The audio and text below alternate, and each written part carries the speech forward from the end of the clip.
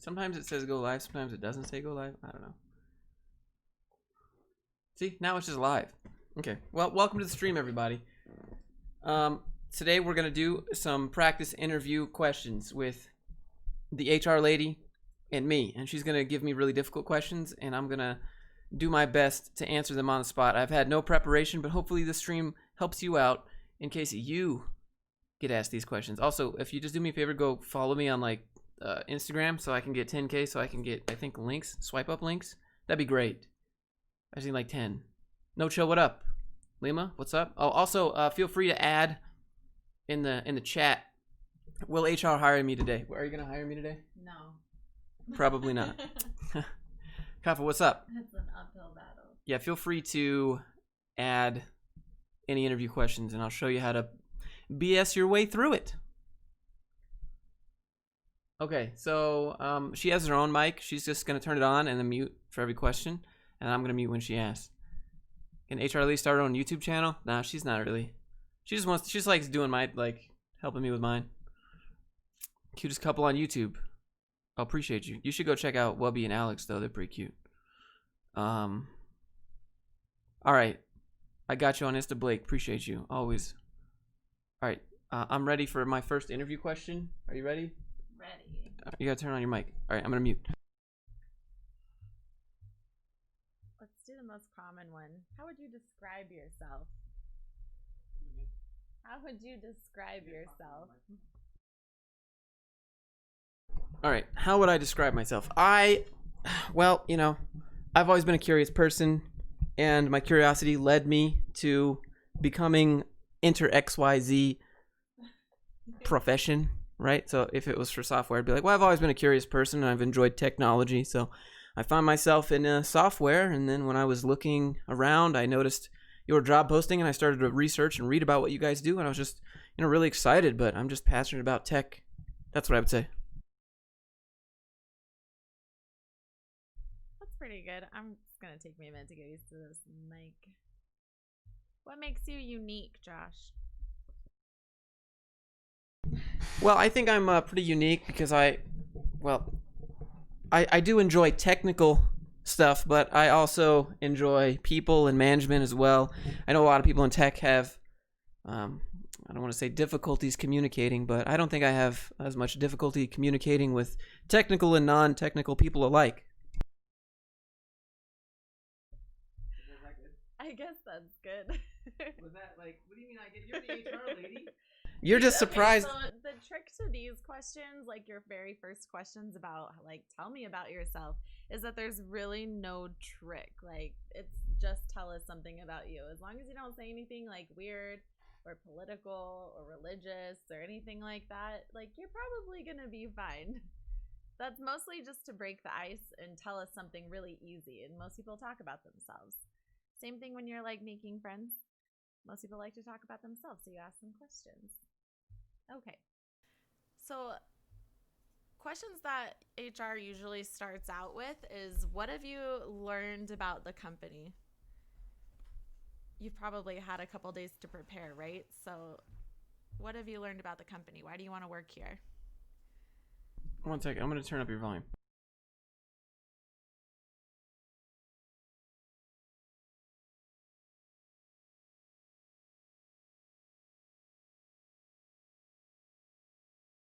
Josh told me to say something. I have to fix her mic.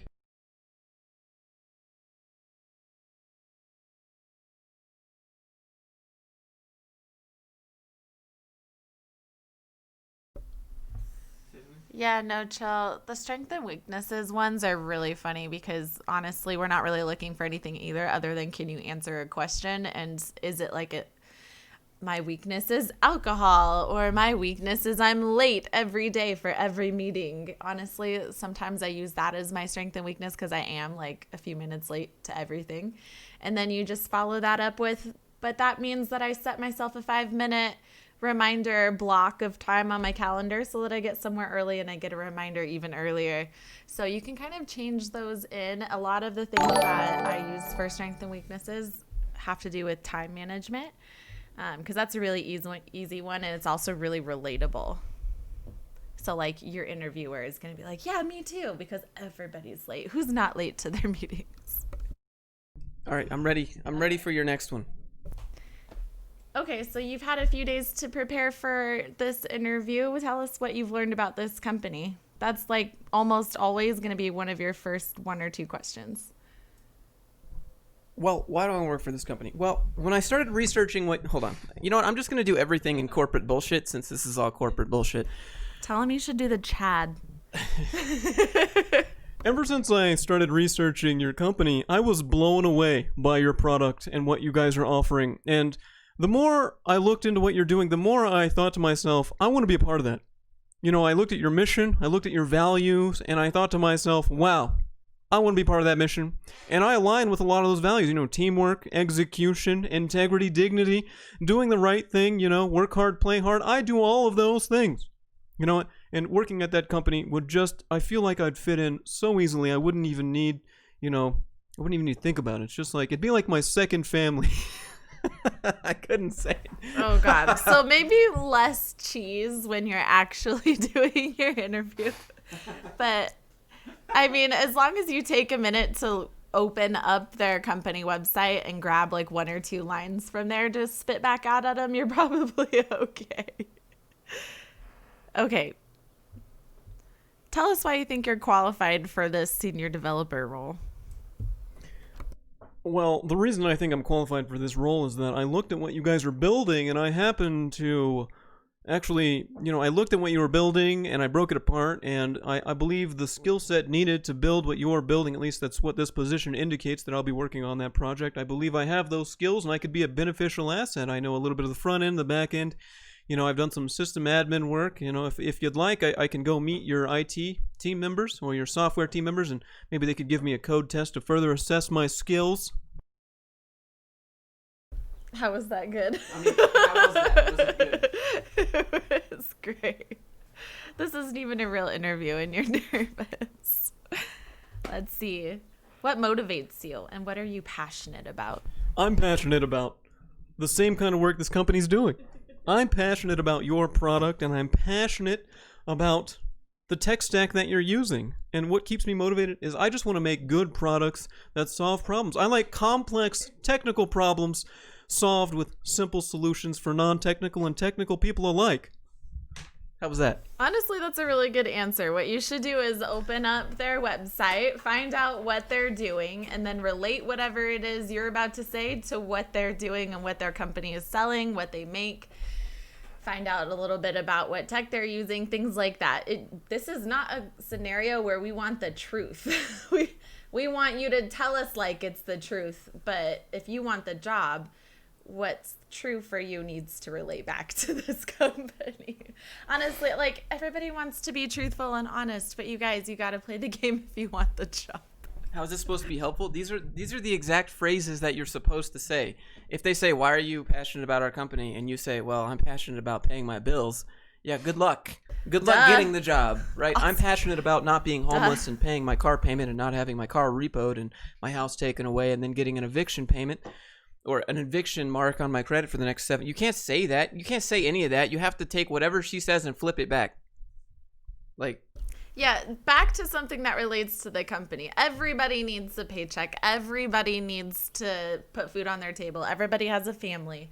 Like, it's not the real answer. We want to know why you want to work here so that you're going to keep wanting to work here, right? So if your company is making like a healthcare app or something like that, then you have to be really excited about like the healthcare industry. And so you're always into fitness and you want to do something that drives that industry forward. Like this, that's what they want to hear. And it's not necessarily what your hiring manager is going to want to hear, but that's one of the first questions you're going to have to answer in an actual interview with HR. And they're going to want to know that. And the reason they're going to want to know that is because company leadership wants to know that you're going to stick around and you're going to actually like what you're doing there. Everybody likes getting a paycheck. Duh. I mean, honestly, if everyone was honest in how they applied to a job, no one would have a job. I mean, like... It's true. Not only would nobody have a job, but like jobs wouldn't exist. Okay. Next question. Ooh, this is a good one. Why are you leaving your current job? Well, Karen. that's Karen, please. Oh, that's a great question. I'm glad you got there. Well, Karen, the reason I'm leaving my current job is because I'm looking for more responsibility. I'm looking to grow my skill set a bit further, and I think I've kind of reached my maximum at my current company. While I do enjoy my current company, I do enjoy helping my coworkers and colleagues progress. I'm just looking for something more, looking for a bigger step in my career. And when I looked at this company, I thought, well, Karen, I thought, wow, that was a great step. And, I thought this company would just be the right move at this time. That's how you would say it, honestly. I mean, yeah, that would be a good answer, especially if you've had something else in your past. Like, never give a real answer for why you're moving on. Never say, I hate my team. My boss is a dickhead. Oh, I got fired. That's when people like to say, yep. If you really think that you're going to get the sympathy card, then you might be able to get away with saying I was laid off. But if it's a big enough company, you can Google that information. Other HRs know if a company is doing actual layoffs. So saying I was laid off is not always the best way to go. Honestly, if you have a big job gap, you can say that you were laid off and that's why it's taken you some time to find a new job. Perfectly fine. Otherwise, just say you're looking for new opportunities, so you decided to save up and then take some time off to really develop your skills while you found a new opportunity or something like that. Yeah, I mean, that's more acceptable than saying new opportunity or more responsibility and like a bigger leap in your career or a step. We give you a resume. We'll do it on another stream. This is just how to do HR interview. This is how to get past your screening, right? A lot of people get to the screening calls and then HR doesn't bring them, and you're like, "Why? I know I can do their job." But like nobody knows how. Everybody could do their different technical interviews, right? That's great. Everybody's good. They could do their algorithms. They could do their take-home tests, but nobody knows how to BS the corporate stuff like I do. And that's why I'm here to tell you. And nobody knows the real corporate stuff. Through your teeth like about how me. much you love their company. But it's true. You do sometimes have to lie through your teeth, and it's fine. They know it. It's as long as you're able to give that answer and sell it, you're selling yourself, and that's what we're trying to get the point across. You can't just say, I hate everybody. I was sick of my team. Nobody got along. They're so stupid. We hear that sometimes, and those people don't get the job. If you come in and tell us, yeah, I tried telling them so many times they're doing it wrong, and so I just couldn't stand it anymore. I need to move on. We hear that, and we hear, wow, you're difficult to work with, and you're going to be in here a lot with some problems and needing coaching. So you're not going to get the job. Sucks, but that's the way it is. Play the game. All right. What are your greatest strengths and weaknesses, Josh? You want to ask that as one or two questions? Sometimes you get them together. Well, my greatest weakness, Karen, are cute HR ladies. Me? My greatest weakness is cute HR ladies like yourself. Just kidding. Don't say that. Never make any comments like that. My greatest weakness are those brown eyes. No. My greatest weakness, Karen, well, sometimes I get off track, but lately I've been improving that process by utilizing the Pomodoro technique and a Trello board together. In fact, there's even an add-on called Pomelo, and you can use both of them together. It integrates the Pomodoro technique inside of the Trello app, and that's really helped me get back on track from, kind of losing track of time throughout the day. And my greatest strength, I believe, is that, I'm great at delegating work. I come from middle management, and I just tell everyone else what to do and take credit. Can't say that either, but my greatest strength is that I believe, I'm going to do what it takes to get the job done. But, I'm going to make sure that I'm there whenever the team needs me. That's probably what you'd say. Okay, so actually that brings up a really good one for your weaknesses, right? So how Josh talked about delegating, don't do that. But you can say, I'm really, what's a nice way to say I'm an overachiever? I take on a lot of work because I really want to get a lot done. And so I end up with many projects going on at once. So I really had to learn how to delegate my time. Or delegate some of the activities within my project so that I have more time to work on my main focus or something like that. That's a really good one that you can use for turning a weakness into a strength. Sounds good. It's a humble brag without being really like annoyingly braggy. That one's good. I would throw that in there if you can't remember the time management stuff. That one's pretty good. And most people have that problem too, right? Relatable. That's a good one. Okay, let's see what else we can find. Ooh. He turned his lousy attitude to work in a great live stream. So, hey, I appreciate that. Look, like you guys all know corporate's fake, right? And I'm not a huge fan, but I can play the game all day. I'm the best, bro. Why do you think I make all these jokes? Let me... Why do you think we get along? Yeah. Yeah, never talk trash about your last company ever. Don't say I had disagreements with coworkers. I had disagreements. Don't say I disagreed with anything about your last job. Just say I'm looking for more responsibility and take another step in my career or some BS right there. That's what you have to say. It's true. I hate the game too. That's why I want to help you guys get through it. That's most of what Josh thinks we agree on, which is really funny. I just keep it in my head when I laugh at everybody at like my meetings or when I do have to go to a client site. I'm like, oh, you guys are idiots, but it's in my head, right? So, and it's true for a lot of HR people. We shut the door and it's a whole different world. Let's see. Ooh, Josh loves this one. Where do you see yourself in 5 years? All right, I'm going to give you the TLDR. When they say, where do you see yourself in X years? You have two options. The more technical route, which is just the more advanced position of whatever you're getting hired for, and management. It's called individual contributor if you don't want to be a manager. Yeah, so you can say I want to be more technical or I want to move into people. Those are really your only options. If you're a developer, you can move up the senior pole. Literally.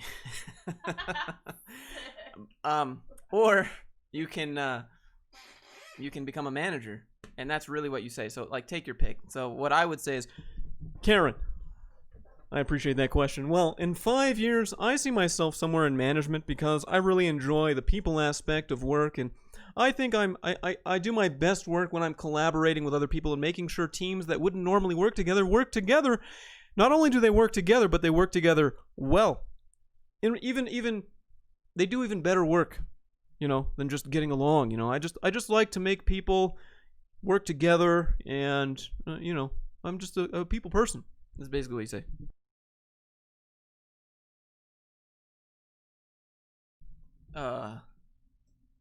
HR lady got white noise? Yeah. I know. Listen, we're doing our best. We'll figure out the mic situation one day. A little bit. All right, another really common interview question. What is your salary range expectation? Now, honestly, I don't think that you should answer this on your first one, honestly. You can tell them that it's negotiable. Dude, I got the best sentence for that. Okay.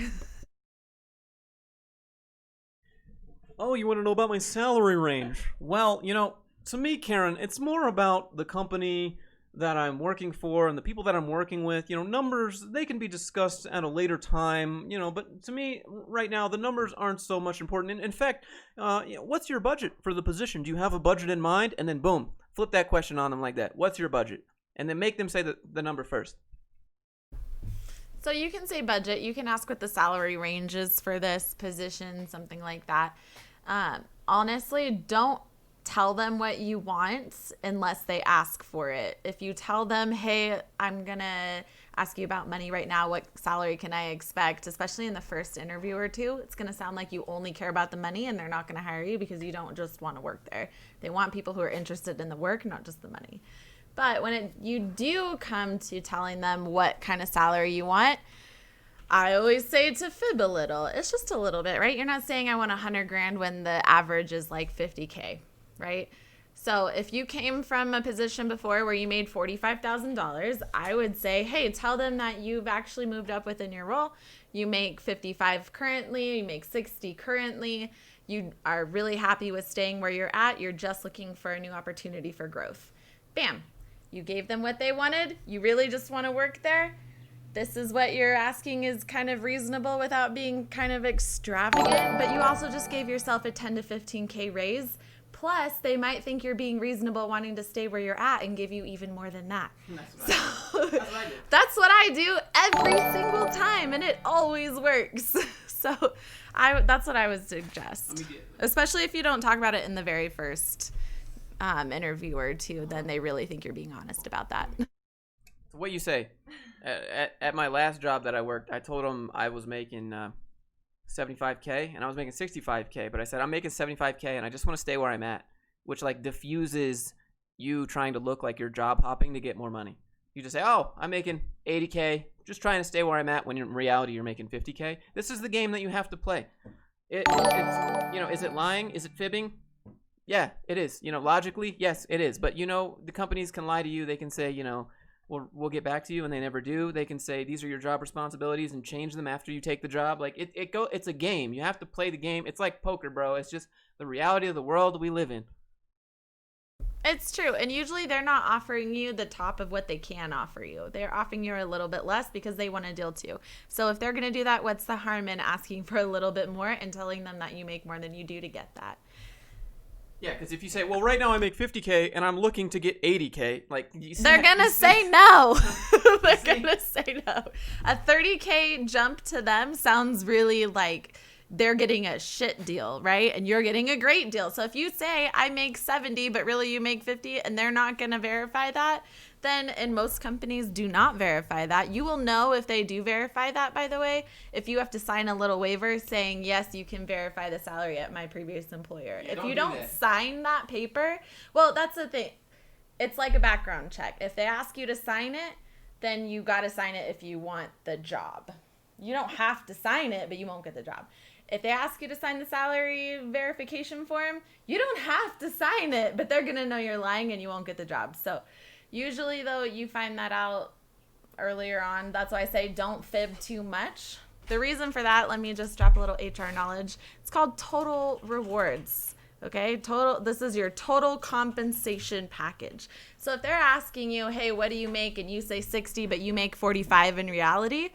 Later, if they do come back and try to verify your salary on you and they say, hey, what's this discrepancy? You can say, oh, the number I gave you was my total compensation, which is your salary of $45K, your benefit package, plus your bonuses during the year and any potential raise. So really, did you lie? No, you just gave them what you thought your total salary was. See, so that's a way you can get away with it. That's why I say don't, like Josh said, don't go from 50 to 80K. Make it something more reasonable, like 10 to 15K more than you actually make. Yeah, just like calculate the calculations of what your health insurance and other. Oh, my bad. I turned the game down. And they can't verify that. Yeah, they can't. They can verify your last salary, but they cannot verify your full, the full value of your benefits and your bonus and things like that. They can't even verify if you get a bonus. So yeah, just don't sign. Yeah. Just don't sign when they ask. Okay, well, you have to sign it or you won't get the job. Yeah, I know it's bullshit, but like be able to explain it if you do. All right, so like in some companies, like it in a lot of states, it's illegal to background check your salary. Now it never used to be, but like in Massachusetts, it's illegal. You cannot background check someone's salary without their consent. And so how they get around that is they just put that on the dotted line, or they put that in the small print, and you sign on the dotted line because you think it's a background check, but in reality, it's a background check and a salary check, which you gotta think to yourself. Okay. No, that's not true. They're separate forms. They're completely. It's a completely separate form for salary check. So it will say verification of salary at the top. So you'll see it. But it's true that some states like California, you can't check your salary, you can't verify salary. So I think it's California. Why do you guys do this? That's just the way it is in the U.S. Oh my gosh. So, and in those states some states it is legal to ask. So keep that stuff in mind. All right. Just be able to explain it. I'm ready for the next one. If you were happy with your current salary, but why would I be looking for a job? Yeah, because you want a better job? Like you just don't like what you do all day? Are you really happy with your salary? Does anybody really go, wow, I make exactly the amount of money that I will ever want to make, and I don't need a single dollar more. I don't know anybody who wouldn't be happy with more money for the job that they do, especially when they keep piling on more expectations. Like, what? If you want more money, get a new job. This is the way to do it. And I've literally never met anybody who is like, wow, the money I make is exactly perfect. In fact, I make too much money.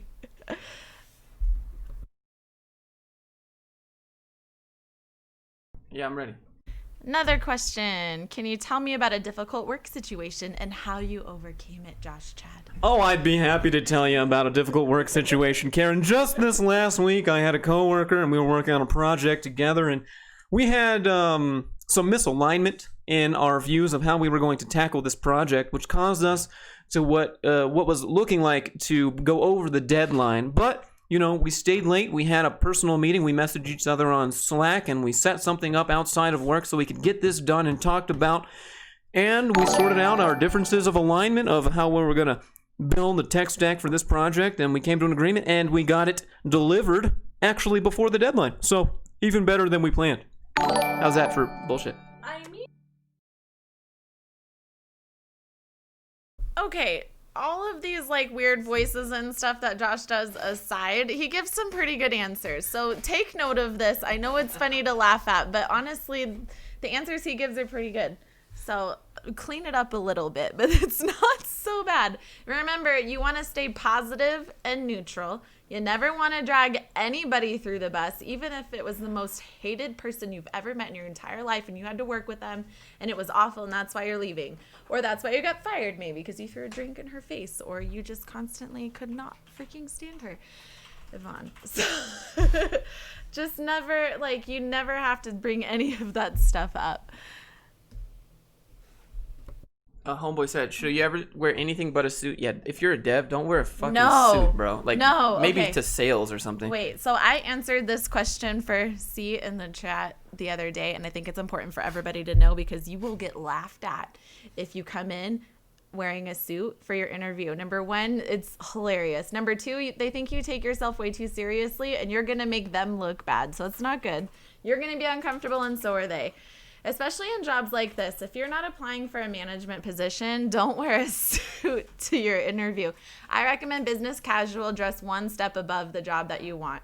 So if you're coming in for a dev and you get to wear flip-flops and house shoes or robes, depending on what city you live in, like when I lived in Boulder, it's what they wore, wear slacks or nice jeans and a buttoned-up collared shirt. No tie, no suit jacket. You can wear a tie if you want for your interview only, but that's what I recommend. Nice shoes. Make sure you're wearing nice shoes and not tennis shoes.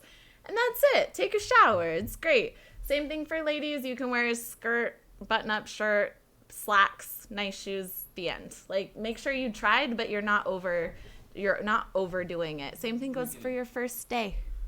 All right, y'all know that, like, that pink button up that I have that I put in all the skits? That is what It's I red. actually wore. Whatever.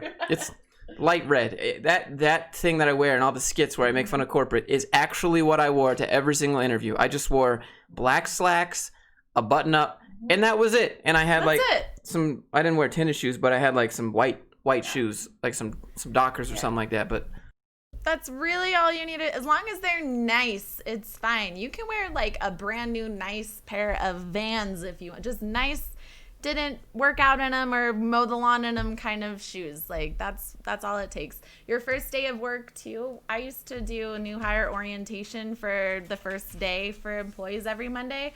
And it was always really funny and kind of things that was always brought up with managers or among HR people is when you come in on your very first day and you're all super dressed up to the nines, you make everybody around you feel uncomfortable. Everybody on your team is going to think you're a try-hard and nobody wants to be that guy. So look nice, wear a polo and some jeans and nice pair of shoes on your first day or something like that. Business casual, that's all is required unless they tell you otherwise. And you can ask your HR or you can ask your hiring manager what they expect. And that's great. Just one step up the first day, and then you can just wear your whatever the hell you want to all the other days. As long as it's within your dress code, you're not going to get in trouble. You're good. But that's a good one because nobody really knows what to wear. And then it's either really hilarious or you get somebody in like gym shorts for an interview. so like on one of my first days, like our company was interviewing people, and you know when your company's interviewing people, because the people that don't know, they come in like a suit and they're overdressed compared to everyone else in the office. And then, you know, they're super nice, they're dressed up, and you're just like in the dev room wearing like flip-flops and shorts and like a regular t-shirt. And then they get the job, and the next day they're in flip-flops and shorts and a t-shirt, just like you guys. So like, it's so silly. I'm ready for my next question. Okay, I just answered a really good question for Jacob in the chat too, if you guys want to check that out, because it's true. You can't background check somebody until they accept the offer, but all of your offers in every state are contingent on your background check and your drug test, if they drug test, being passed. Just because you signed the offer doesn't mean they can't take it back in the United States. It's employment at will, right to work. So just like you can quit a job at any time, they can fire you at any time, they can take the offer back. That's another good point. Never give your 2 weeks until you have cleared your background check and accepted the offer, and then give them your start date and give your old job your 2 weeks notice. Or else it's not final and you might have no job if you messed that up. Okay. Next question. Ooh, I like this one. Why should we hire you? That's so vague. Well, Karen, I think that I'd be a great fit for this position, because that's what she actually asked. Like, she said, why should we hire you? But what she actually meant is, why are you a good fit for this position? Mm-hmm. That's, yeah. So, yeah. Well, Karen, I think I'd be a great fit for this position because, you know, I'm just really passionate about what you guys are doing. I align with your mission and your values. Like, I've already said it like 10 times, but that's what they want to hear. Mission and values, bro. They, like, HR people and executives in big companies literally just jizz their pants when you're like, I believe in your values and your mission. They're like, oh my God, he's hired. Hire him right now. Like, oh, forget the technical interview. Like, seriously, it sounds silly, but just say it. Like, just do a bunch of interviews and say, I align with your values, because they're like, you looked at our values? No one ever looks at our values. No, you're like the first one. Nobody, like, but that's what they want. That's the answer that they want. So, you know, I believe I'm a good fit for this position because let me rephrase that. I believe I'm a good fit for this position because I align with your mission and your values. And I believe I possess the necessary technical skills that you need for your technical stack to develop the product that you're hiring for. There you go. Okay, so that was a pretty good one, and that is what that question means. They're going to ask you a lot of different things in a lot of different ways, but that one's a good one. I have a funny one that I came across when I very first started interviewing, and they told me I couldn't ask it, but I have heard weird questions asked. So I'm going to throw a couple of these in, but this is my favorite one. If you were a tree, what kind of tree would you be?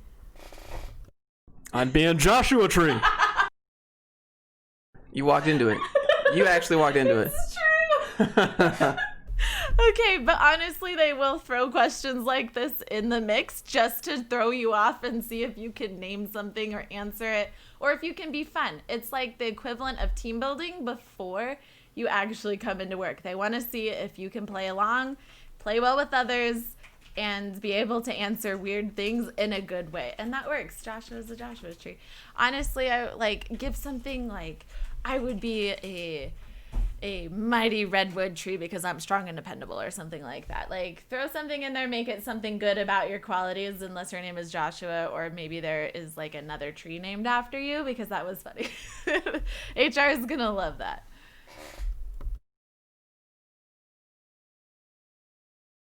Oh, hell's bells.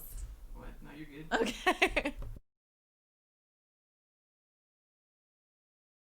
Ooh, here's a trick question. What did you like least about your last position? Sure. Yeah, so this question is, she said trick question. It's actually pretty easy. You just say, I felt... Trap. Nah, not really. You just say, I felt capped in my ability. Problem solved. Yep. That's it. All you say is like, I felt like I couldn't grow anymore. Yep. I've reached my maximum potential at that job, and that's why I'm looking for another opportunity, and you flip it back to them. Mm-hmm. Boom, done. Well, Karen, listen, I'm glad you asked that question. Because, you know, that's why I'm applying to this job. At my last company, I've just reached the cap of my ability, right? I think that I've done what I can do there, and it's time to move on, and that's why I believe that I'd be a great fit for this position, because my abilities could really scale here with your product and your mission and your values. That's it. Boom. I see through all the BS. That's a good answer. That one was funny. Okay, you get a drink. I'm gonna answer some questions in the chat. Okay. Hey guys, what's up? Okay, so if you get asked what their values are, the whole point of the very first question, or one of the first questions we asked, is did you have time to look into our company? Tell us what you know about our company. Usually they'll list the mission, vision, values kind of things on their website. So they want to know, did you look into this? Do you actually want to work here? Or are you just looking for a paycheck and you applied to everything and you don't really give a crap about this company? That's what they're looking for. They usually only want to hire people who actually want to work there, not just people who just need a job. That way they can retain you. If they think you're just going to move on to another job and this is just a basic job for you, which it probably is, lie to them. They want you to do your research. They want you to take a minute to know. Usually they're not going to ask you those questions when they very first reach out to you, like to give you the interview. So you have a minute to be like, yes, here's the day and time you can call me. And in that like day or two time period you gave yourself, use that wisely and look up the company before you talk to them. Oh my gosh, so it's going to rain here and it's getting really windy. No, I'm not going to start my own YouTube channel. I just like hanging out on Josh's. This is fun. This is his thing. And I have a full-time job, you guys. I know it doesn't look like it because I'm always here. I just work from home. If you want a job, work from home. I highly recommend. Let's see. Yeah, the where do you see yourself in 5 years question is always something that comes up. All right, I'm ready. Okay. Next question. Okay, so you're an engineer. The engineering firm I worked at asked this question. I'm ready. It's another curveball, but it's something to show critical thinking skills. Joshua, if you had to fill this entire room up with basketballs, how many basketballs could you fit in this room? Yeah, I mean, so they're not asking. And why? Walk us through what you're thinking. Yeah, that's what they're really asking. Yeah. They just want to know how you're thinking about it and how you break down problems. Yeah. The first thing I'd be like, look, I don't actually know how many could fit in here, but we would need to get the volume of this room, and then we would need to find the size of an average basketball, and then, there's your answer. Bob's your uncle right there. It's just walk them through, right? Like, there's not just like, oh, wait, 500? I don't know. Like, don't say that. Just, you got to break it down. Don't guess. It's just like in school when they ask you to show your work and you'll still get partial credit. That's what it is. We want to see how you think through a problem. The answer that I've heard that kind of worked the best was look around the room. Oh, a basketball is about the same size as that trash can over there, and I could probably fit so many trash cans here by here. They're looking for how you're going to work through it because it's going to relate back to the job, especially if you're like a software engineer in any type of technical role. They want to see your critical thinking skills. This is not usually a question they would ask people like myself in HR because we're just going to say, wow, we love basketball. How about you? And not know anything about it. Oh, good. I'm not unmuted. Yeah.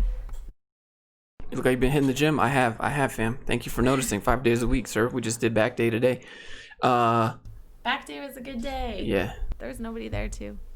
There was one question.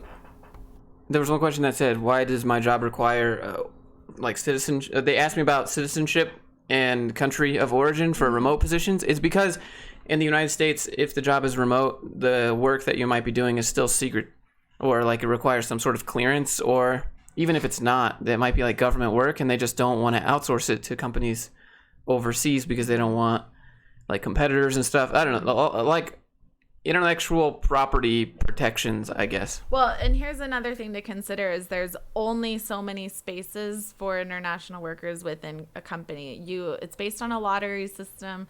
There's only a hand, like so many that they're able to hire and give positions to, and they usually have to fight for them. So they may not have any of those to go around at the time, which would disqualify you from the interview process.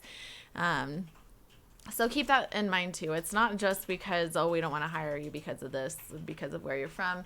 It's usually something either like Josh said, it's got government contracts, or more likely they just don't have the means to provide you with that at the time, because it's based on however many positions like that they're allowed to fill within the year.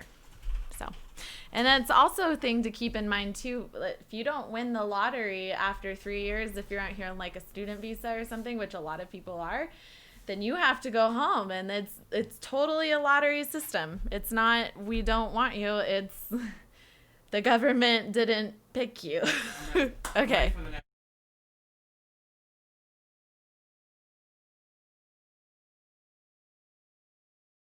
Brad, I appreciate that, dude. Interactive with the fans. I'm just a regular person like you guys. I'm just trying to help. I just happen to figure out that not a lot of people want to talk about this because you lose your job, right? So whatever. I don't want one anyways. Might as well help.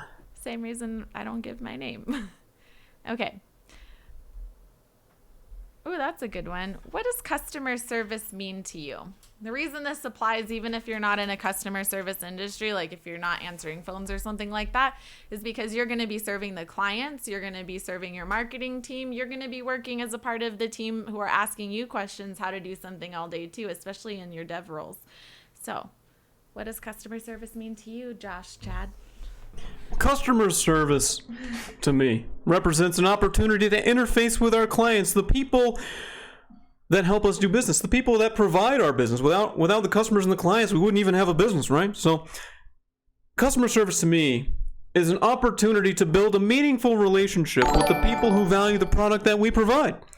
And within interfacing with those customers, we receive valuable insights like what we're doing wrong and what we're doing right, which further lets us take that knowledge and improve our company. Yeah, solid BS. Pretty solid, right? I got it. I have another good one for you. Who is your favorite manager and why? Well, Karen, that's a hard question to answer. I had quite a few favorite managers. Notice, right? You really got to deep throat it. You got to throw it in the back. You can't say, oh, well, good, because I only had, actually, none of my managers were good. Never say that. You got to say all of my managers were great. You just all of them. But what? We're looking for what qualities do you see in leadership? How are you led? What team would best be for you? If you're somebody who needs to be micromanaged and you know it, and you say you really like somebody being on top of you, that's great. And if you really like somebody who leaves you alone, that's great. We need to know those things. So that's the real question. Ooh, that's a good one too. Wait, okay. Are you available nights, weekends, on call? Yeah, so nights and weekends, they're kind of checking if you're religious or not, and if you have a family. If they ask if you, what do you do on your weekends? They want to say, like, if you say Sunday I go to church, boom, they know you're religious and they can discriminate. And if you say, well, on Saturdays I take my kids to XYZ, boom, they know you have kids, you're going to be busy, you're probably not going to be able to work overtime like everyone else here, you're not going to be a fit, they're going to discriminate, right? That's not a really good question. You could say I'm available on call. I'd be the only one I would be willing to answer. Yeah, plus they're trying to see how often you're available to work, right? A lot of people really like the 8 hours a day like you're supposed to work. They're trying to catch you for later when they say, hey, we need you to stay late, we need you to come early, we need you to work all weekend to get this project done. And then you say, oh, I'm actually not available, I have a family. And they're like, wait, you never had a family before when we hired you. This is the kind of like digging questions they're trying to ask you. Somebody asked me if I would recommend working for FANG companies. Josh has opinions about this. My only opinion on this is really think to yourself, are you the kind of person who wants to work for a small company, or are you the person who wants to work for a really large corporation? They're entirely different fields. Small companies definitely grow, and they grow rapidly sometimes, and it changes, you find another one. But that's a really important thing to consider. No, you cannot have the name of me, and no, you cannot have my Instagram. Ask Josh, I'll tell you no too. You guys are creepy. You guys are thirsty. This is not happening. Okay, another one. How do you work under pressure? Ooh. Well, when I'm under pressure, let me ask you a question. Can I clarify? This is a good one, right? Well, you got to clarify. Could you clarify what under pressure means? You mean like a deadline? Yeah, so like under a deadline, or if you have a project maybe that's running a little bit behind, how would you catch up? Right, so boom, you gotta clarify right there. Under pressure is so vague, right? Let's talk about deadline pressure then. Well, under a deadline, usually what I do is I make sure that I am tracking every bit of my progress, and I am making sure everyone is aware of my progress. And if I get stuck, I like to challenge myself to see if I can solve those things. But I know if it's going to affect the deadline of the project, I'm just going to go ahead and ask for help from whoever is available to help me without affecting their task that they're currently working on. But I try not to let myself work so hard to where I burn out. So I do take adequate breaks, and I take care of my mental hygiene. I don't want to get fatigued, basically, so I can get these out by the deadline. Something like that. Lost, too jealous. What? Let's see. I don't know if the wind is messing up that microphone. The wind is definitely doing things outside. It's supposed to rain today, you guys. Yeah. We just needed some nice airflow. Okay. Ooh, this is a good one. Are you willing to travel? This is kind of a leading question. This is a BS question because they want to know if you have kids and stuff that's going to keep you at home. That's what this is. That's bait. Yep. So I'm a consultant. I answered this question with absolutely. I am able to travel. I don't have a family. I don't have children, and I have somebody to watch my dog. So I'm able to travel. And that's one reason I have, number one, a remote job. Number two, a job that I travel a lot for, and that I can go across the country whenever they need. If it's that type of role you're interviewing for and you say, well, yes, but also I have this and that, or if you've talked about your children or other responsibilities in your interview, you're going to be disqualified for it, even if you can do the job and you really want it and like it. That's probably going to hinder your chances there. So keep that in mind. Also, they're trying to see if you would be able to relocate ever, or if you're going to be somebody they can send you to a specific project site. Maybe the team you're with right now has a client that wants to see your face every once in a while. Will you be able to go out there and do that? Or would you be better fit for another team, maybe working with a different client? Those are all different reasons that would work. All right. Yeah, Nonstop says, is it good to ask the interviewer questions about the direction of the company? I mean, you're supposed to ask that at the end, sort of. Future major projects, I wouldn't get so far ahead of yourself. I'd probably just ask to see the project that you're being hired for, or to meet the team or the CTO, or to look at any, screenshots of what you're going to be working on, or designs or whatever. Are you married? No, I'm never. No. Neither of us want to get married. We don't want to get married. We don't want kids. I feel like we have to answer that at least once a week. Let me ask these other ones. You mute. All right. What do they ask, or what do you say when they ask questions to figure out your political views? I mean, if it's bait, just say, I prefer to keep my political views independent of my working ability. Like, that doesn't mean that you disagree or agree. Yeah. Just say that. I have 2 questions I want to answer. So is it safe to interview them during the interview? I was tricked into coming into a group interview. Number 1 is kind of stay away from interviewing them. It looks really combative and kind of difficult, and they're probably not going to like you. If you don't like it, you can always just not participate and leave. I'm sorry we're tricked into coming into a group interview. If I was ever brought into a group interview situation, I would not accept that job. I don't like group interviews. I don't feel comfortable during them. I don't want to be pit against other people, and that's not a company I'd want to work for doing group interviews. So you definitely have that option. Another question is, do I think large companies or small companies pay more? That's it's neither here nor there, right? Like the video Josh made for Gary Vee, or whatever his name is, he paid nothing, and he's a pretty big deal, right, for one of his jobs. Some companies pay a lot, some pay a little. It's kind of what you are willing to take. Let me answer this question. What? Yeah, Jacob. So if a job doesn't offer more money, if that's what you want, negotiate more time off, or flex time. Like if they don't want to give you more, PTO vacation, you can negotiate a flexible schedule, or days working remotely. Like you can just kind of if they don't want to give you more money overall, first thing you do is ask for vacation. Second thing you do is ask for a remote. Third thing you do is ask for a flexible schedule, and you kind of work your way down the perk list. If they don't want to give you more money, because usually they're willing to give you some of that And it's totally fine to weigh what's more important to you. If they offer you 80K, but you'd be fine taking 70K if you got extra 2 weeks of vacation or if you could work remote. Most of us are, especially in these newer generations. That's what we look for is work-life balance more so than money. And usually I would never say take a pay cut or ask for less. But if it means you get more time off and that's what matters to you is hanging out with your dog every day versus having an extra 10K, which amounts to like, what, $100 a paycheck, then yeah. Do that. And I'm bad at math, so please nobody call me out on that number. But that's weigh what's more important to you. Do you want more money or you want more time to yourself? Can we answer a question? Yeah. There's one that said, what happens if you get asked a bait question and you ignore the question? You don't ignore it. You just say, I prefer to keep my views of that independent of this job. Or I prefer to keep my work life and my personal life separate.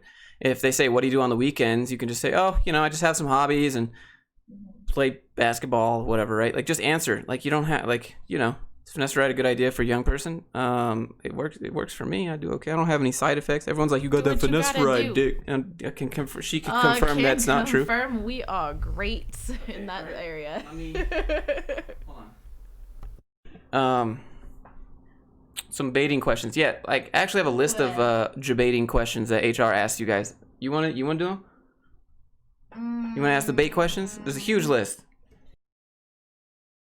So we can do a few of them. A good one, usually these aren't questions like an interview style where they'll ask them 1, 2, 3. They're going to throw these in there in conversation throughout your interview. So it's like a trick. Yeah, it's kind of thing. And so this doesn't usually come up in an HR interview. This comes up with your hiring managers, with the team members, if they have team members or somebody else in the department coming in to ask. HR spends a lot of freaking time and effort trying to train the trainer or trying to train the interviewers on what they can and can't ask because it opens them up for a lot of risk. So if you get questions like this, just keep in mind, pay more attention to this, especially in those second, third, fourth interviews that are not with HR because they're the ones who are going to be asking these 90% of the time. They should not ask them. You do not have to answer them. And I would say don't answer them. You can get away with a lot if you just say with a smile and a positive voice, actually, I prefer to keep my personal and professional life separate if that's okay. See, that's fine. Just do that. But anyways, here's some of the questions that they're going to ask. They'll throw them into conversation, maybe in transitions between questions. They'll say, oh, so do you have kids? If you get that question, I like to keep my personal and professional life private. If you have them, you can say no. Whatever you need to do, just maybe don't hang their pictures all over your office, which is something I never recommend anyways. I know it's nice and whatever, but why bring stuff from home to your desk? If you answer that question, it's going to tell them a few things. They're going to be taking off time because you have a sick kid. They're going to be taking off time because the babysitter called out. They're going to be taking off time and be late to work because they missed the bus. Basically, they're asking how often will you or will you not be in the office. That's a real good Same thing for if you're married. Which one? Sunshine smile question.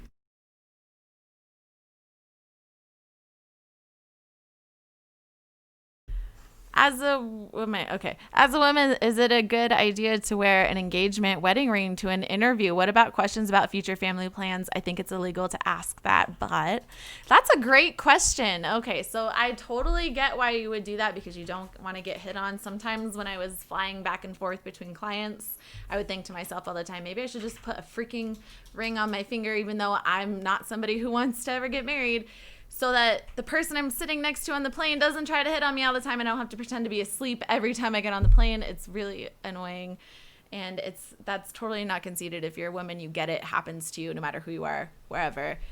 Nobody has any class, apparently. So I get it. If you think that's why you want to do it, totally fine.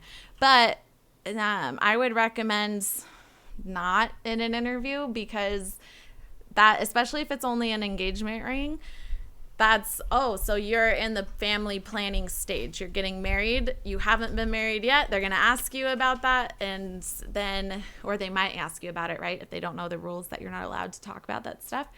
And you might divulge information that you just give away about it, right? And then you're saying basically, I'm going to take 2 weeks off for my honeymoon soon to get married. We're going to start having kids really soon. So I'm going to be off for maternity leave and also off for like taking care of my child's whenever, like, and those are things that should be irrelevant. It really sucks when they ask, and even if they don't ask and you just give away this information, because it can be biased, it can be used against you, even if it should not be. Like, in all honesty, they should not be asking these questions, and it's not going to be HR who asks you, and those aren't things that should disqualify you, but people discriminate. Back on track. Ask me some questions. Sorry. Super passionate about that. Don't answer these kind of questions, you guys. And even if it's not an answer, don't just bring up your kids. Okay. Baiting question. No, just ask me a regular interview. Oh, okay. That's cool. Yeah. Ooh, this is a good one. Why are you changing careers? I see you were in retail before. What made you wanted to be a developer? Okay, so there's a dude who actually asked that in the chat. He was like, I got an engineering degree. I'm doing data science. Yeah, so I responded in the chat, but basically you say, well, this is really what I'm passionate about. I did enjoy my previous career, but this is something that I really see myself headed in long term. It's more of what I had in mind when I initially got my first degree, but, it just didn't work out that way. So I went back and I decided this is really what I'm passionate about, what I care about, what I enjoy making, and, it's just really where I see myself headed for the future. That's basically it. You just passionate. That's the passion question. You say I enjoyed what I did, but it wasn't. You can't say it wasn't for me. You can say I enjoyed what I did, but this is where I see myself going. So you don't have to say, but it wasn't for me. That's what you say instead. Ooh, I have a clarification for my last subject. That works for men too. It works both ways, especially now when most companies are coming up with paid paternity leave. That's a big one. So don't think that's just an answer for women. That's for men too. And also, men take time off for honeymoons too. So trying to turn it around and make it a positive that you set a good example for your family, I would stay away from it. Stay totally away from any of those topics. Okay. Let's see. Mute for a second. Yeah. All right, there's one. Is there any questions you can ask them to look for red flags in the company? Yeah, there's a bunch. You can say, what is your culture like? And that's usually a good indicator when they start BSing you with all how their culture is amazing and stuff. And that's a pretty big indicator that you can decide for yourself if that's what you That's a like. good one. But you could also ask for turnover, but that's hard to do. You could just be like, so what is the average length of seniority here for our developers? Are people, moving on or what? What was the length of the time the person before me worked in this position? So if they're refilling a position, how long did they work there? If that was only 3 weeks, why'd they leave? If it was 10 years and they retired, that's great. Like, things you want to know. But the company culture question is a really good one. Oh, what else can you ask? Those are good ideas. Mute for a second. Jacob said, do employers really look at how active you are on GitHub? Yeah, and it's really stupid because every job that I've ever had made me make a new GitHub account. So you're not going to see the work that I did on my main account because I wasn't allowed to put it there. And you sign an NDA, so you can't even talk about it. So them judging your ability to be a software engineer or a programmer or anything like that based off of GitHub is a joke because it's not realistic. Like at one of my jobs, I had to make a private GitLab account. At another one, I had to make a TFS account. At another one, I use Subversion. It doesn't, them basing your ability to code solely on your GitHub, whatever history or activity is stupid because once you have a job, you don't want to go home and do your job some more, even though that's what they want. But that's not what people, they do a lot of stuff on their own, but when they go home, they live their life and they don't want to code and they don't want to do more GitHub activity. And so all your activity that you're doing at work is going to be on their private repo. It's going to be on their other version control system. It's not going to be on your public. It's silly. To answer your question, it's silly. And if you have an NDA, just say, look, that's what I said. I have an NDA. You won't be able to see any of the work that I've done because every single job that I've held previously made me sign a NDA and made new private accounts. So, you can give me a code test if you'd like, and we can move from there. It's what you say. You just swerve that into, well, I can't really show you anything. Just go ahead and give me a code test or whatever, and I can verify my skill set for you. They're going to give you one anyways, but that's how you answer it. Yeah, Josh would say to start your own business, especially if you're worried about any of your answers. Like, why not?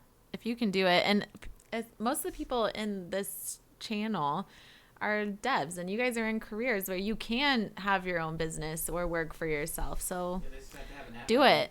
Yeah. Think of something. Everybody's got an idea. Okay. Next question. How do you handle conflict at work? This is a good one for Josh because he's full of it. I mean, honestly, there shouldn't be any conflict because when you first start working there, you assert your dominance by marking your territory. I'm just kidding, Karen. No, but really what you say is, could you clarify what kind of conflict? That's probably what I would say. So clarify what kind of conflict. Honestly, you can ask that. I don't have an answer for this because it's not a role we're actually doing, but they're trying to see if you can come up with something. And if you can't, they'll just move on, which is fine. But try to have something. How do I deal with conflict? I try to talk to them about it. And if nothing happens from there, then I'll just escalate to the, I don't know, people in charge, I guess is what you would say. Just escalate. Be vague and positive. This is a good one. Describe a time when your boss was wrong and how did you handle the situation? Yeah, well, so I saw some, you don't want to say wrong, like you want to use corporate BS, corporate jargon. So you'd say, well, there was a time when I saw some discrepancies in my boss's work and he had a plan for the project and I saw some inconsistencies within that plan and I decided to talk to him about it and we came to an agreement that, what I proposed was of equal value, if not more valuable, and we came to an agreement and we took a vote with the rest of the team and we decided to go with my solution. Yep. Honestly, that's really good. You're not doxing anybody. You're not saying wrong. If we say wrong, we're trying to see if you're going to take that and run with it. That's an important thing to talk about. Here's another one. Are you ready? Describe a time when you had to give somebody difficult feedback at work. Yeah, so there was a time when my coworker just wasn't performing as we expected him to.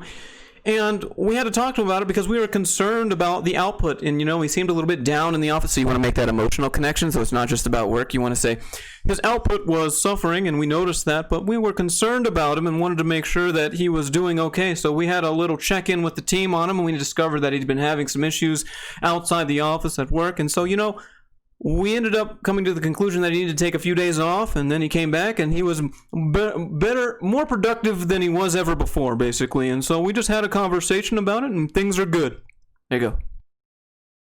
That's actually pretty good.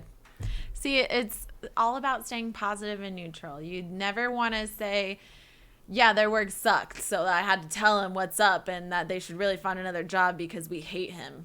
Like, no. You think it makes you look good. It doesn't make you look good. But here's the opposite question. Describe a time when your work was criticized. Right. This happens all the time with y'all.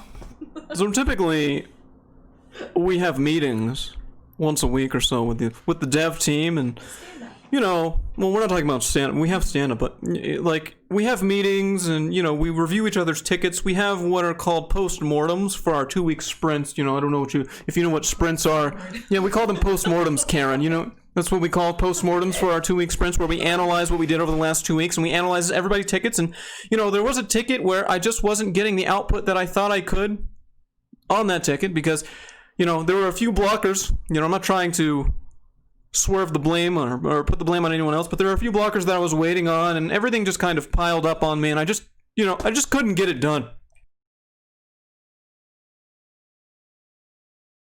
The only thing I would say to that is describe what you did to fix it and your attitude about the feedback. So you kind of described it there, but I would just go more into detail about, I took it with a grain of salt, but I really went back and reviewed everything I did to make sure that I found all the places where I could improve. And yeah, it's a tough pill to swallow because they're probably freaking wrong. But HR wants to know, and your hiring manager wants to know how easy are you to work with, because there are people, personality types, especially in y'all's worlds, that give feedback Bro, as much as they want. If you're a senior dev, your way is the highway. Yeah, and even if it does the same thing, the way they wrote it is not the the way you did, and it's not right unless you did it their way. Like, I've heard it all. So I don't even know what this stuff means, and I hear about it all the time when I was in HR. Well, they didn't write it this way, and that's the only way that's right because it's just not clean enough. Like, just what? I don't know. The like hardcore nerd devs, they have to like prove themselves. Like they have nothing else going for them except their code, you know. So like they have to rub that in everyone else's face. Like when that's the only thing they're good at in life is their code. So it's my way or the highway type deal, you know. So they just really want to know, can you take it with a smile, or are you gonna like beat the crap out of them over it in front of everybody? So that one's a good one. Let's see. Ooh, a good one. I have a funny story about this. What is your ideal working environment? At home. Don't say that. Maybe don't say that, but you know, we're all thinking it. Even HR thinks that. My ideal work environment, Karen. Well, it depends. Are you going to be at the office every day? No, just kidding. Don't say that. My ideal work environment is one where I can focus, you know. Ideally, if I can have an office to myself, but, you know, I'm the type of person who needs a flexible schedule to really get my best work done, you know. And so I usually like to divide my days into the morning and to the evening. So usually remote actually ends up working best. So you notice how I like delayed that, and I said, yeah, okay, I'll do an office if I have an office. But really, I just get my best work done if I'm remote. If you want the job and they're talking about that, bring remote work up after you have the job is what I would say. Yeah, everybody wants to work remote. They get it. What we're really asking you with that question is, do you work well in an open environment that a lot of these companies are going towards, or do you only work well when you have a closed off space around you and you maybe work in an office? Or will you be okay getting work done? Can you focus in a cubicle, or can you focus with some guy sitting next to you in an open office space? That's what they're trying to find out. Yes, everybody works better at home. Yes, everybody wants to work from home. We get it. But they're trying to figure out, will you be okay in that environment? In an open office space, I have seen people who have built themselves cardboard spaceship boxes to work in because they can't stand to work near their neighbors. We once had somebody hold an umbrella over her shoulder every day because she couldn't stand the noise from the other people or the sunlight that came in through the windows in the ceiling. Like, that's what they're trying to find out. They're trying to find out, will you be okay in that environment? And super hilarious. That was something funny to walk by every day. Let's see. Okay. Answer. Is it practical for someone to go for a remote position on their first job? Everyone's going to tell you no, you need to go to an office, but I think they're stupid. You go ahead and be mad, that's fine. Honestly, you don't need to go to an office, whether it's your first dev job or if it's your third dev job. Either someone's going to be over your shoulder pointing at your screen, or someone's going to be moving their mouse around because you're going to be screen sharing and pair coding anyways. The only thing that they give you a bunch of crap for, if it's your first dev job, is because they don't want you to get stuck and not do anything. And they think that because it's your first job as a dev, usually they're not going to trust you. That you're, as a dev, you're going to think, oh crap, I'm stuck. Oh, but I don't want to ask for help because it's going to make me look bad. And like you can't do that. That's the main thing that they're trying to check. But honestly, there's really no difference. If you're at work, someone's going to come over your shoulder. If you're at home, you're just going to message someone and say, hey, can we hop on a video sharing call real quick? There's no difference. Okay, go ahead. There's no problem with it. It shouldn't bar you from it. It will be harder for you to get one for your first job, but there's no reason you shouldn't have one. But it will be a lot easier for you if you can have previous employment history, maybe work from home for a couple of days because you're sick or something like that. And then on your resume, you can say half remote, half in office. And then you can explain it that way, proving that you've done this before, even if it wasn't full time. That will be a lot easier to get remote work. Otherwise, there's no reason you shouldn't have it. How long should you take when given a take-home code test? Normally they tell you, they give you a deadline and say, hey, can you have us back by Friday? If they don't give you a deadline, you ask them and say, when would you like this back by? And if they say, oh, well, just have it whenever, say, okay, well, I'm going to try to get it to you by this date. And give yourself a deadline. Yeah. All right, Uniton. If you're a developer who comes from a religious life and you dress a certain way, can a company not hire you for that? No, they they're not allowed to discriminate against you for your religion. If you have this nose ring because it's part of your religion, they can't make you take it out. If you wear a certain dress because of your religion, they cannot make you change that. That's very important. It smells good. I smell barbecue. It's got to be the neighbors because I always think their house is on fire. It's their grill. The other half of that question is, if you have a non-liberal views, can they ask? No, and don't bring it up. I mean, you may think it's your job to educate the world, which is awesome, but do that in your private time. At work, I always say follow dinner table rules. No religion, no politics at the dinner table. Makes everybody comfortable. You don't want to make anyone uncomfortable. You don't want to be discriminated against, so don't put yourself out there that way. Talk about other things. Sports is polarizing enough sometimes.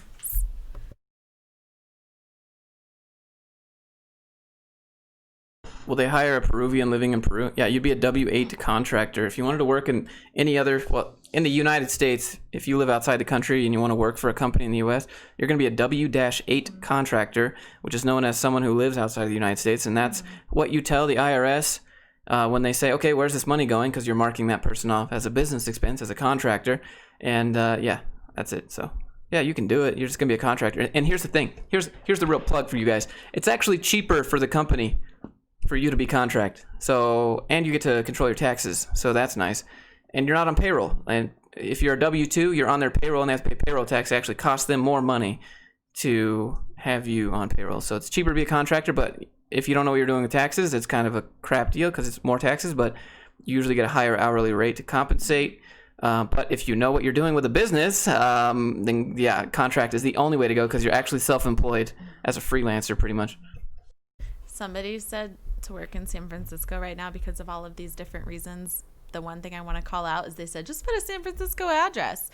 Your address is verifiable in a background check, and they want an actual address, especially to send you all of your benefit stuff to see what you qualify for. So if you don't live there, I recommend not doing that. Don't lie about your education. Don't lie about your address. Don't lie about the actual jobs that you worked at.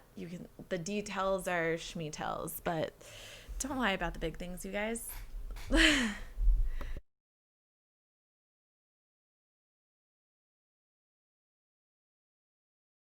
Jacob, it's true. They can say, sorry, you're not a good fit for us right now, but that can be based on anything. And if you feel that you're being discriminated against for something like that, you can pursue it legally. But that's why it's a right to work in the U.S. That's why we have those things. They're allowed to say whatever the hell they want to, and it's not fair and it sucks. So if you're protected class, exercise that right if you feel you're being discriminated against. Let's see. Are you more of a leader or a follower? We know this answer, though, for Josh, Chad. All right, yeah, so this is a question just about teamwork, basically. If you say that you're a leader, that's going to kind of make you sound like you're difficult to work with unless you're applying to a leadership or an executive position or a managerial position. If you say, I'm a follower, then that's going to make you sound like a team player, which honestly sounds... I would never be a follower. I think that's... But that's what they want. They want you to be a follower. They want you to get told what to do, and they want you to be happy about getting told what to do and be bossed around. So you say, I'm a little bit of both. That's the correct answer. I'm a leader when I need to be, and when teamwork is required, I'm okay working with others. That's what you say. That's the breakdown of that question. Yeah, that's the perfect answer. A little bit of both, because you're a leader when you need to be. You get your work done, and you inspire your teammates to do the same. But you also are not going to step on anybody's toes, and that's what especially your hiring manager wants to hear. I have a trap question for you. Oh, no, wait. It was so good.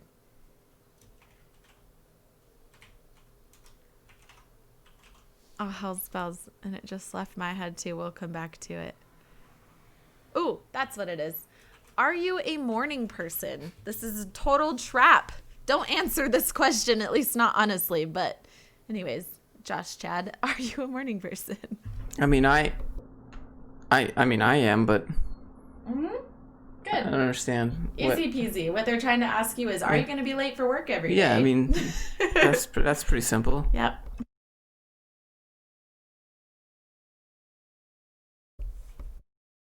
Josh will like this. Describe your perfect company. There's only one answer.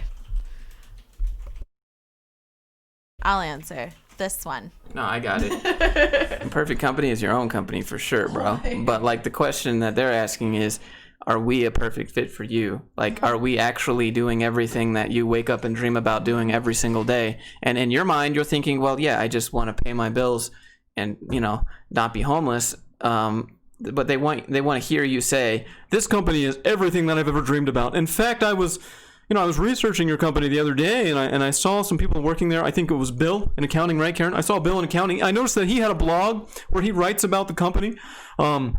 And what he's doing outside of work to help benefit the company. And, you know, it's just, you guys do everything. You have the outside activities to benefit the community, to make yourselves look good for the community so that they donate whenever you have a drive, and it puts you up in the political sphere. But anyways, yeah, basically they just want to know that this company, you have to lie. You have to fucking lie. No company is going to be your dream company unless you're running your own company, honestly, right? Because then you get to do whatever you want. It's your company. But like, you think that you have a dream company in mind, but yeah, just lie and just say yes. You know, this company does exactly whatever I went to school for, whatever I think about doing for fun, right? If you make that company like your hobbies, and if you compare the company with your hobbies and say, this is what I would do even if I wasn't getting paid, you know, that's like the perfect answer. Don't say that though, because they're going to lowball you if you say that, right? Because then they think that you're not going to value your time. But Just a version yeah, of that. yeah.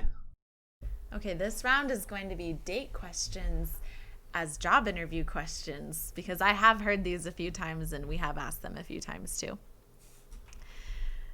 What was the last book you read? You better have an answer for this too, even if you don't read. Think of one before you go into an interview, because it says a lot. But also, don't make sure the book is political, or make sure the book is not political. Make sure the book is not religious. Make sure the book doesn't talk about how to quit your job and run your own business. Talk about fiction and self-improvement books, like how to speed read or something. Yep, exactly right. But you better have a book that you've read. You don't have to have read it. Just think of one, as long as it meets those requirements. Let's see.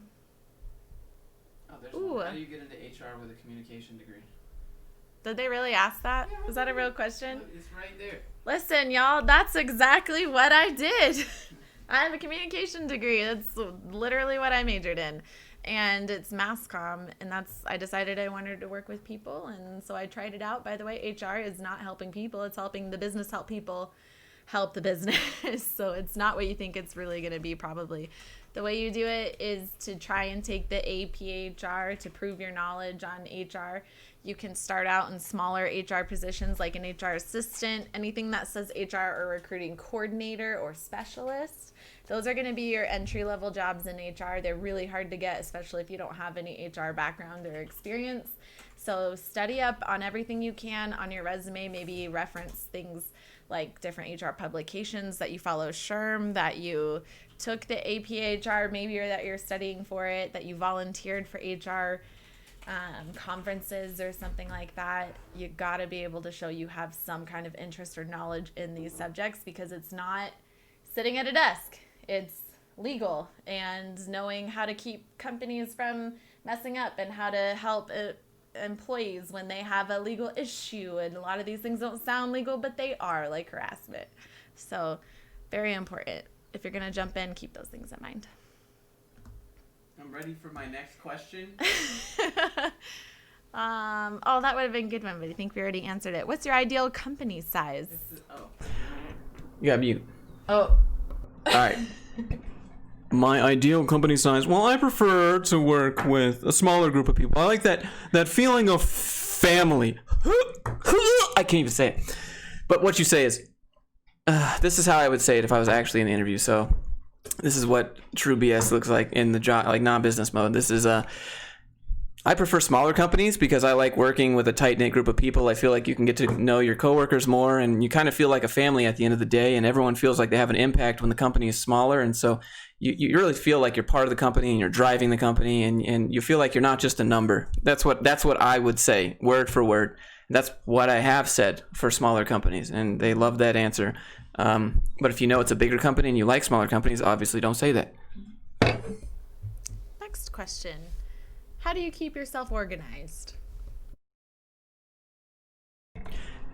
Well, I'll answer it again how I normally answer these questions. How do I keep myself organized? Well, it depends on the job. We all use different software to keep ourselves organized at work. I'm imagining that your dev team has a specific workflow that they use, whether that's Slack for communication or some other software, and whatever they use. I don't know if you guys use Agile or Scrum here, but we use that at my last company, and so I'm familiar with using that. But it really just depends on what the company is using, and I'm okay with adapting to new technologies and new skills. But I've used pretty much everything you can name, and I've probably used it. That's what I say in the interview. That's just how I sound, and so on and so forth. I probably also sound that depressed too. I'm not gonna lie. Listen, you don't have to sound super enthusiastic. I'm not going to lie. It's helped me with a lot of my interviews. And this is just my demeanor. But, don't go in there sounding miserable and like you're only here because you hate your life and you need a job. Sound enthusiastic about the company when you have to. But that does not mean by any means you have to really, be fake. Fake your answers, your personality. Don't go in there with a weird voice or, really super chipper, and then you come to work every day and you're just very even. Just be yourself, but the happy birthday version of you. Let's see. How do you manage scope creep? That's a good one. Yeah, how do you manage scope creep is really dependent upon the team in the position that you're applying for. If you're a Scrum Master and they ask, how do you manage scope creep, then you're going to say, well, I keep in contact with the customer and the developers, and I make sure that what they're capable of producing is in line with the customer's demands, and if what the customer, the client, is asking for will cause their deadline to be moved forward, I'm going to let them know. So you kind of flip that question a little bit, because the customers are always going to want more. They're never going to be truly satisfied. Someone's going to have to compromise at some point. So you just say, you try to keep communication with what the client wants and the progress of the devs on the same page, and if there's a bump in the road, you make sure everyone's informed about it. That's basically how you answer that. That's a pretty good one. Let's see. There was a donated question a minute ago for me I missed. You're applying to a junior position, but your resume shows a higher level senior skill. Why are you applying? A lot of people do worry about being overqualified, and sometimes it does make it more difficult for you to get a position you are interviewing for, because they think you're going to move on really fast, or that you can't get any other job, and so you're interviewing for this one until you find another one. So they waste time training you, and then you don't get the job. And good way around that is just maybe relating back to why you want to work for that company, why you want to do this position. Maybe it allows you to use your skills fully, but also a less demanding job is going to give you more time to yourself or work-life balance, and that's what's important to you. Those things are perfectly acceptable. Knowing yourself and what you're looking for in a job are important to HR. Maybe not as much your hiring manager, but... What do you prefer, front end, back end, or full stack? What should an entry level dev aim for? Yeah, you want to apply to everything, anything, senior, junior, not intern. Don't apply to intern because that's a joke. Full stack, front end, back end, just apply to all of those positions, and then just be able to adapt. And then if you're a front end person and you like visual stuff, and you apply to a back end job and you get the back end job and you learn it and you do it, but you're still, you really like front end more, just keep applying. Just because you get a job and you have the job doesn't mean you can't get another job. And depends on how long you work there. You could tell the next company that you're still in the job search phase, or just the job that you recently accepted just never existed. That's also a good one. How do you get experience and no one wants to hire you? It's a question like the catch-22, right? How do you get experience if you can't get the job? Because they all require experience. Yeah, I get it. You just apply anyways. Companies are stupid and they say they want you to have experience, but they don't actually care. They just want you to have good projects. And if you have the skills to make them more money, they're going to hire you. Or if you have potential to learn the skills relatively quickly, so it's not a loss for them, so that then you can produce and make them more money, they'll hire you. That's the same thing with why do the job requisitions always ask for 10 years of experience for an internship or something like that. This is their ideal candidate. If they could get everything they ever wanted in this one candidate for as little money as possible, that's what's going on that job listing, right? So what they hire is not what they're asking for. Don't let that deter you.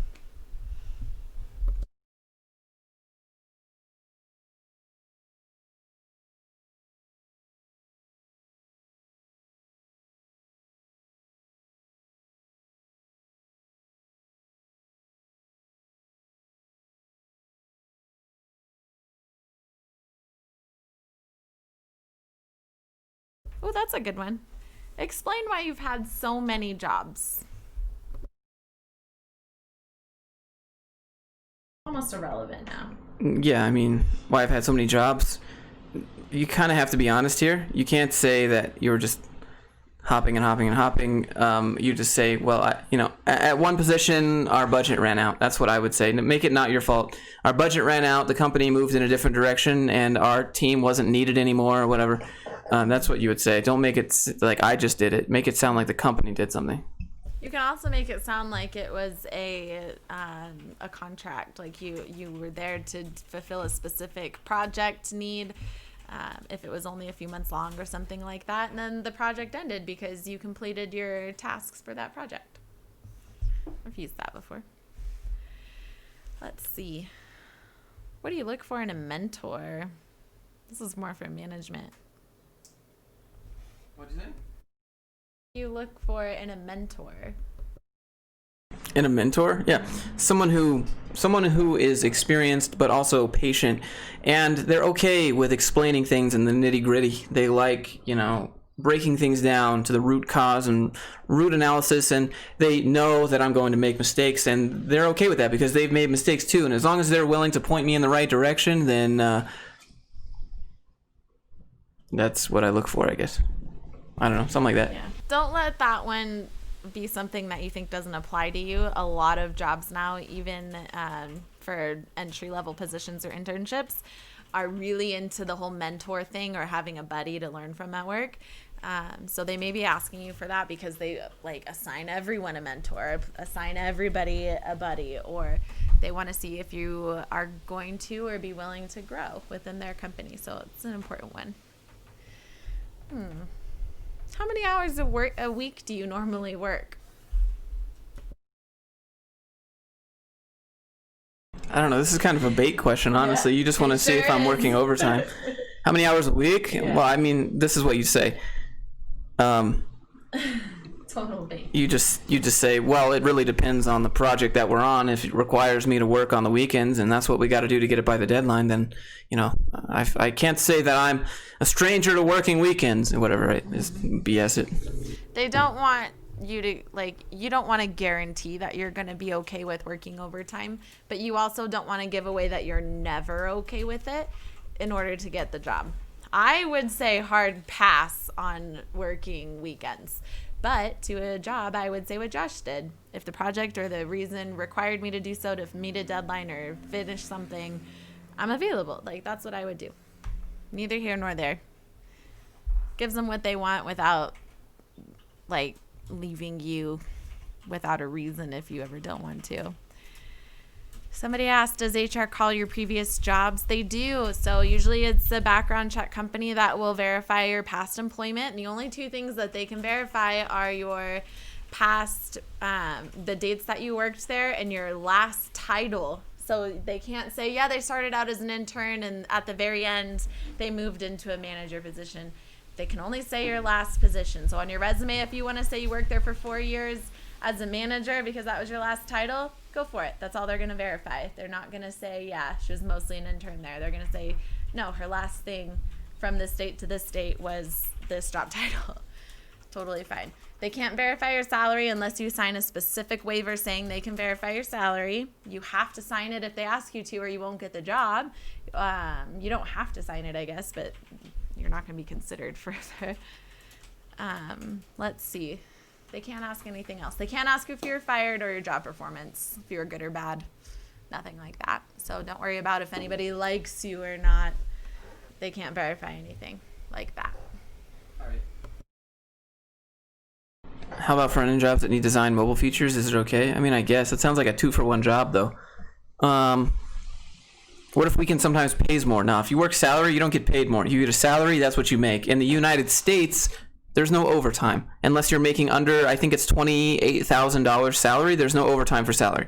So you're making $30K salary and you're working 100 hours, hey, you're making $30K for working 100 hours. Like, there's no overtime pay and salary. It's such a joke. If you work hourly, you can make, I think it's 1.5 times what you were making if you work past 40 hours. But that's about it.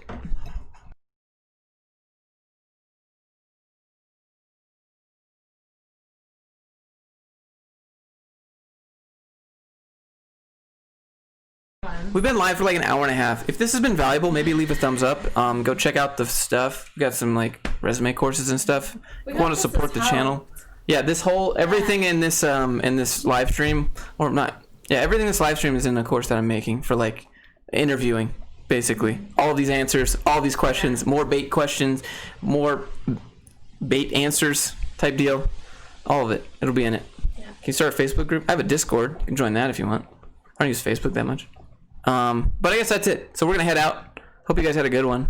We're gonna go make a video. Yeah, hope you had fun. Or skit or something. This was helpful. If you guys get success with any of this advice too, let us know. It's always good to hear your success stories. Super stoked for you guys who have. I think that's it. A bit distorted. Please reduce gain. Yeah, I know. We're just kind of memeing a little bit. We'll fix it. I'll get some sure SM7Bs in here one day, but they're like $1,000 for the total setup. You got to get a cloud lifter, $250. You got to get an input, so like a Red Scarlet or something, and then the Shure mics themselves are $500 each. So, yep. All right. Working it together. I hope you enjoyed. Got some knowledge out of it. Oh, I forget. And until next time, I'll be live on Tuesday. Yeah, Tuesday. See you guys then. Yeah, links in the description. All right. Bye, guys. Have a good one. Bye. See you later.